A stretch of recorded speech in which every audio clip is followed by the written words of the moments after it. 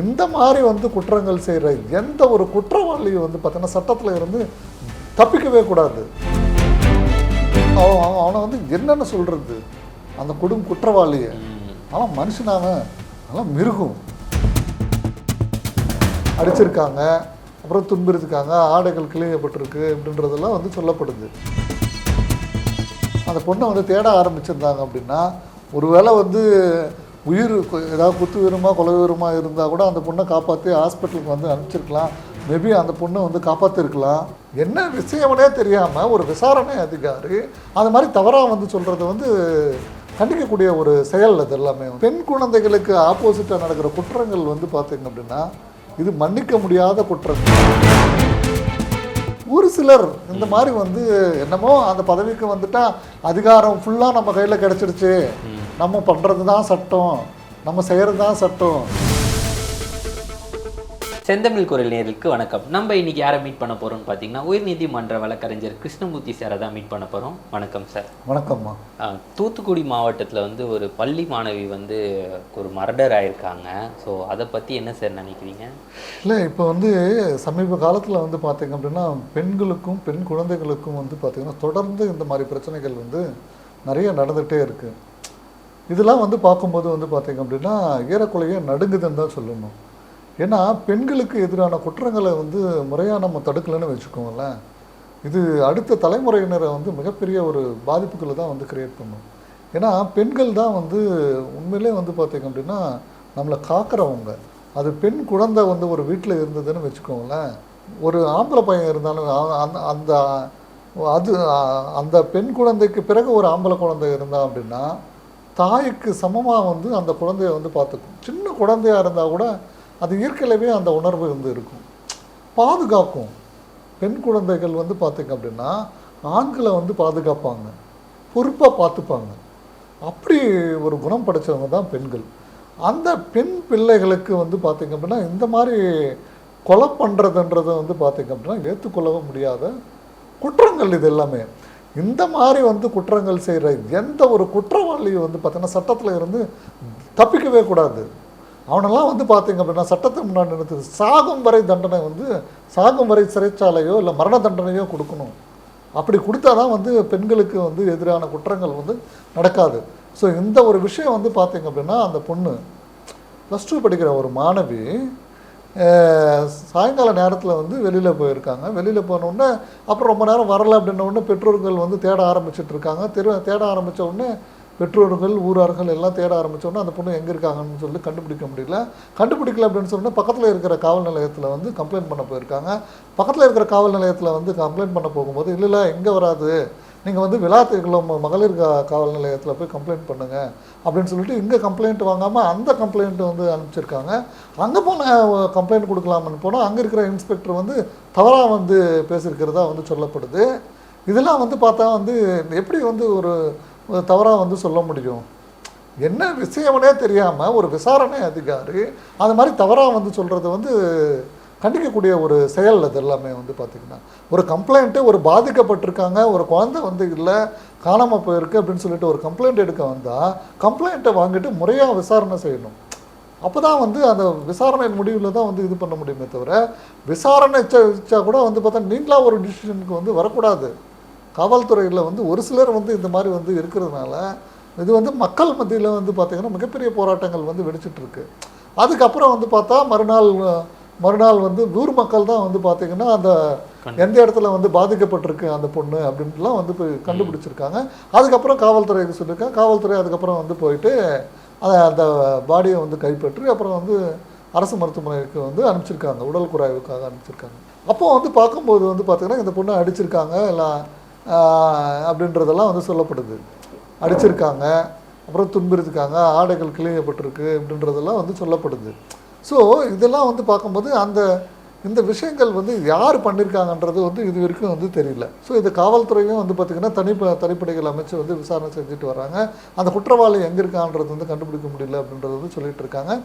இது ஒரு பக்கம் நடந்துகிட்டு இருக்கும்போது வந்து பார்த்திங்க அப்படின்னா அந்த குற்றவாளிகள் வந்து பார்த்திங்கன்னா இந்த கஞ்சா மதுனால் வந்து இந்த மாதிரி பண்ணிட்டாங்களா அந்த பள்ளி மாணவியை அப்படின்றதும் வந்து போராட்டம் வந்து நடந்துகிட்ருக்காங்க. பட் எது எப்படியோ பட் அந்த ஒரு சின்ன பொண்ணுடைய உயிரை வந்து இன்றைக்கி வந்து பலி வாங்கியிருக்காங்க. அந்த கொடும் குற்றவாளி, அந்த கல்பிரேட் எங்கே இருந்தாலும் சரி அந்த அவனை வந்து பிடிச்சிட்டு வந்து சட்டத்தை முன்னாடி நிறுத்தி தகுந்த தண்டனையை வந்து வாங்கி கொடுக்குறது தான் வந்து இது இல்லை. இப்போ டெய்லி வந்து இதே ஒரு பிரச்சனைகள் வந்து போயிட்டே இருக்குது. பெண்களுக்கு எதிரான குற்றங்கள், முதியோர்களுக்கு எதிரான குற்றங்கள். அப்போ பெண்ணை வந்து பார்த்திங்க அப்படின்னா பெண்ணுன்னா வந்து என்ன நினச்சிட்டு இருக்காங்க மக்கள்?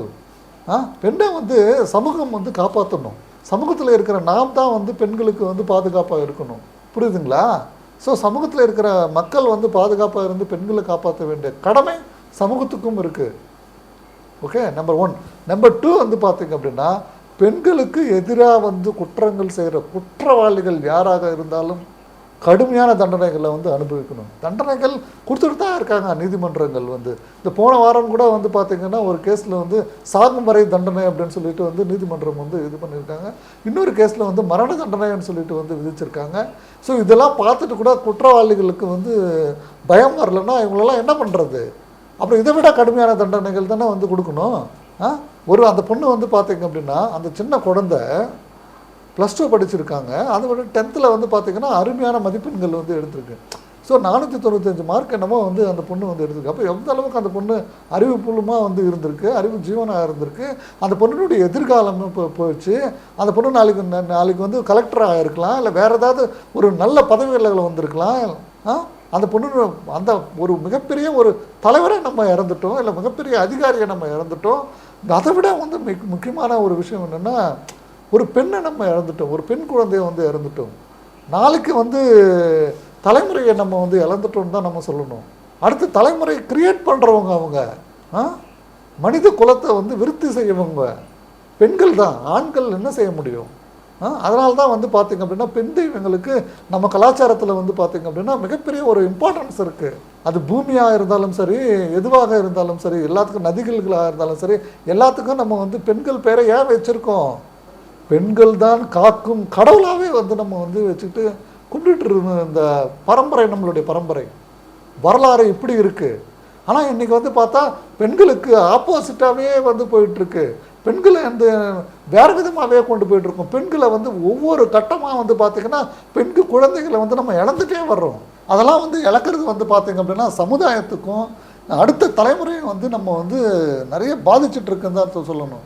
இந்த மாதிரி குற்றவாளிகளை இதெல்லாம் கலைத்து எறிய வேண்டும். ஆனால் என்னதான் இருந்தாலும் நிறைய தண்டனை கிடைக்குது சார். மரண தண்டனை, ஆயுள் தண்டனை, இந்த மாதிரி எல்லாருமே கிடைக்குது.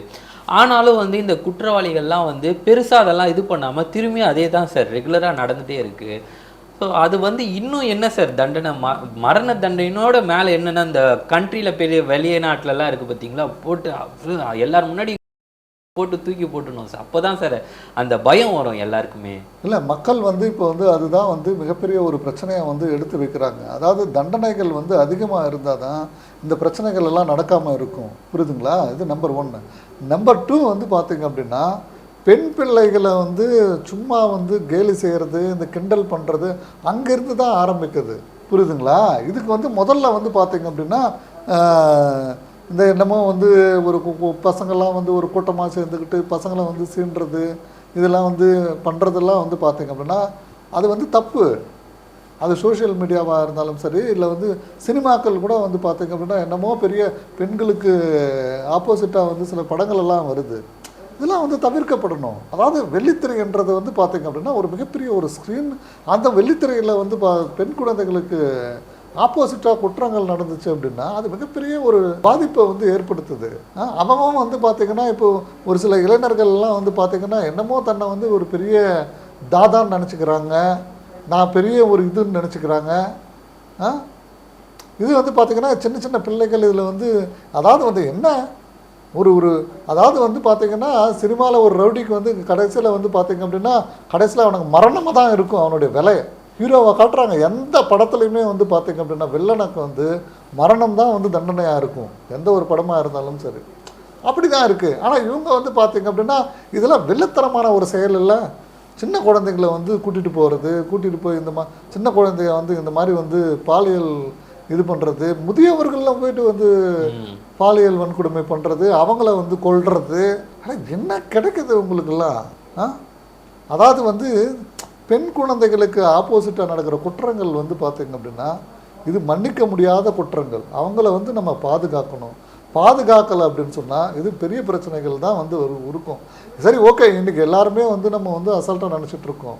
இப்படியே வந்து எங்கே பார்த்தாலும் பாருங்கள், சின்ன குழந்தைகள்னு கூட பார்க்காம வந்து பார்த்திங்கன்னா மிருகங்கள். இப்போ இதுக்கு முன்னாடி வந்து பார்த்திங்கன்னா ஒரு சின்ன குழந்தை வந்து தெருவில் வந்து விளையாடிட்டு இருந்திருக்கு. அந்த குழந்தைக்கு வந்து பார்த்திங்கன்னா ஏதோ கொடுத்து அந்த பொண்ணை வந்து சாக்லேட் கொடுத்து வந்து அந்த குழந்தை கூட்டிகிட்டு போயிட்டு இது பண்ணுறானுங்க. ஸோ இதெல்லாம் வந்து என்ன இது? அப்புறம் எங்கே போயிட்டுருக்கோம் நம்ம?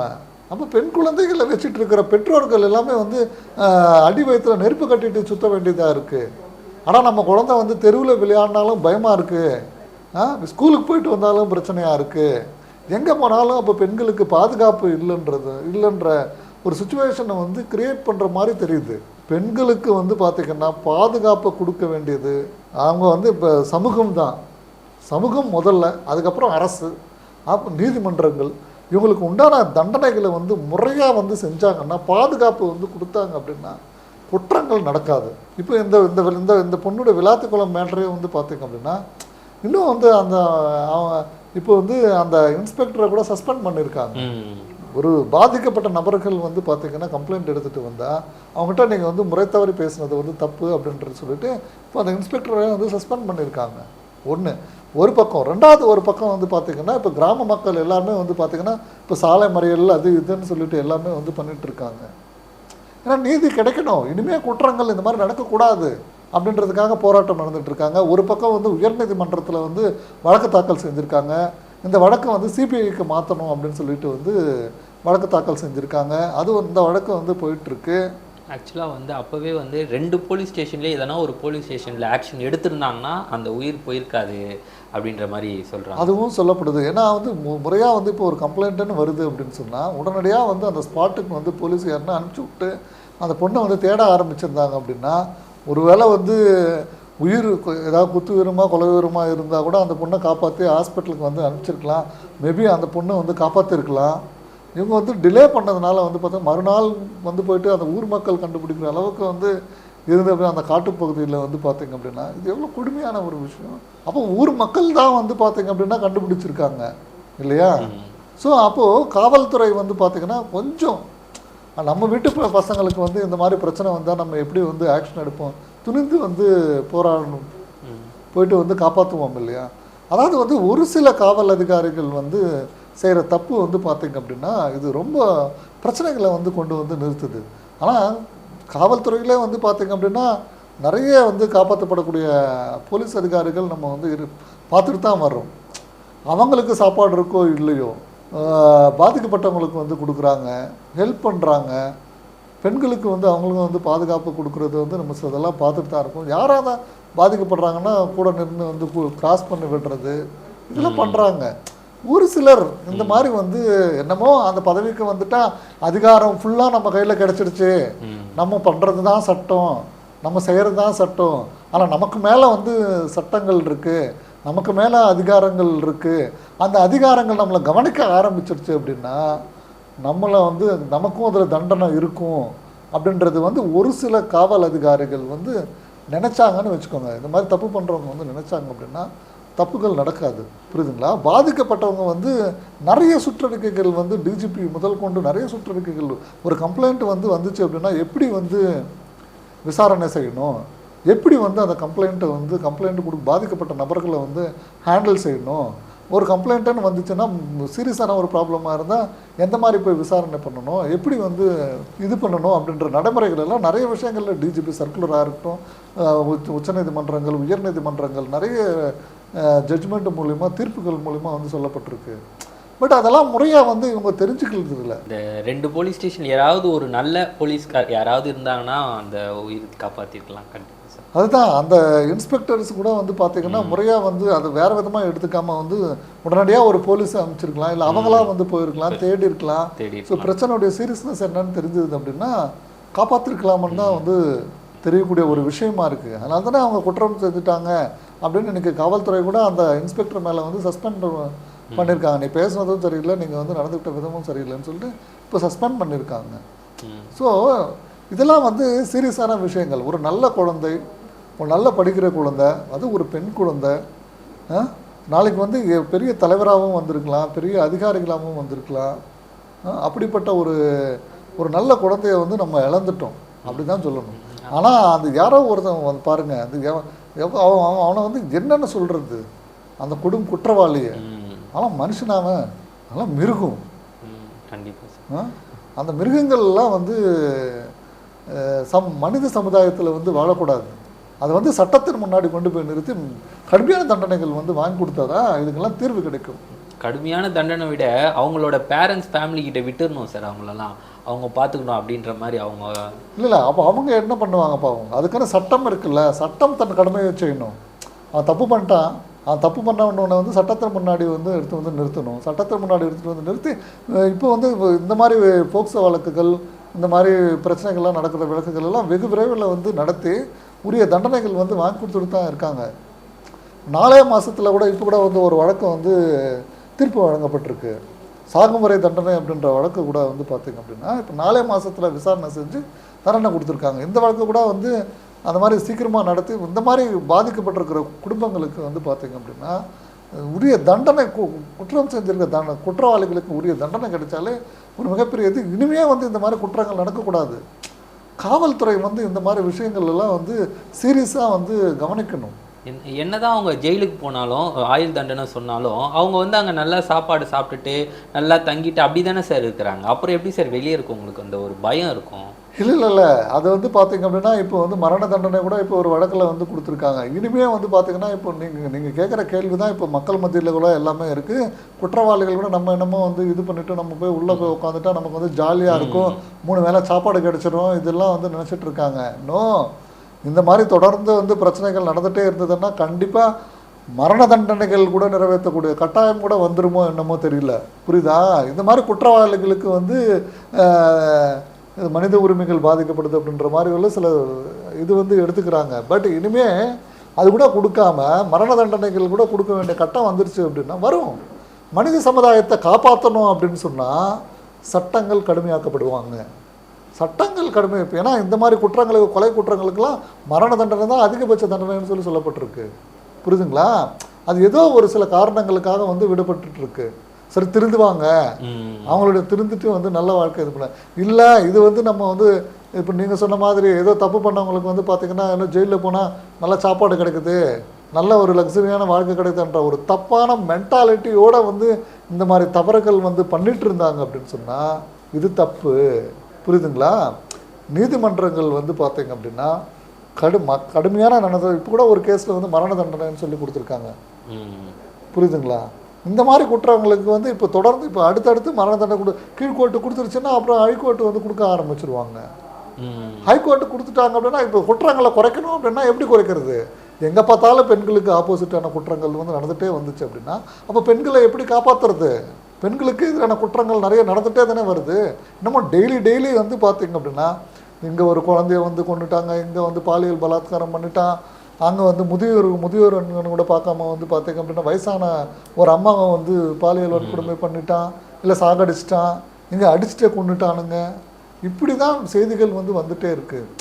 இது வந்து குறைக்கணும் அப்படின்னா குற்றம் செய்கிற ஆட்களுக்கு கடுமையான தண்டனைன்னா இப்போ இந்த மாதிரி தான் கொடுக்கணும். அப்போ தான் பயம் வரணும்னு சொன்னால் அது விட பண்ணும். நீதிமன்றங்கள் வந்து தகுந்த தண்டனை வந்து கொடுப்பாங்க. பார்ப்போம். இந்த மாதிரி குற்றங்கள் தொடர்ந்து நடக்கக்கூடாது. இது ரொம்ப தப்பு இல்லை.